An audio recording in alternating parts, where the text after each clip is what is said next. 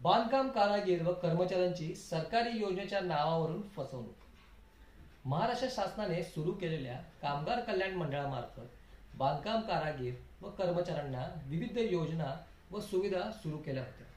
त्या योजनांच्या माध्यमातून त्यांच्या अडचणी दूर होतील ही शासनाची भूमिका होती. परंतु या योजनेचा लाभ मिळवून देण्याच्या नावाखाली अनेकांनी आपले हात धुवून घेतल्याचे समोर येत आहे. काही एजंटांनी अनेक लोकांची आर्थिक फसवणूक केल्याचा आरोप नागरिकांनी केला असून त्यांच्यावर कारवाई करण्याची मागणी करत आहेत.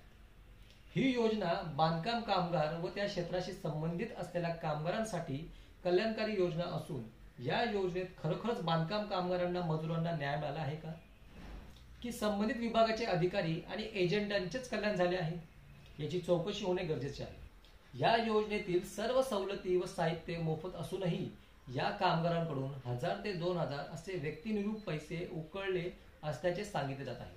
यामध्ये कुणी शासकीय अधिकारी सामील आहेत का? या प्रकरणात फार मोठी गुंतागुंत असून गोरगरिबांना लुबाडले गेले आहे. यामध्ये मोठे रॅकेट असल्याचे समोर येत आहे. या प्रकरणात कामगार आयुक्तांनी सखोल चौकशी करावी व दोषींवरती लवकरात लवकर कारवाई करावी, अन्यथा महाराष्ट्रात सगळीकडे आंदोलन करण्यात येईल.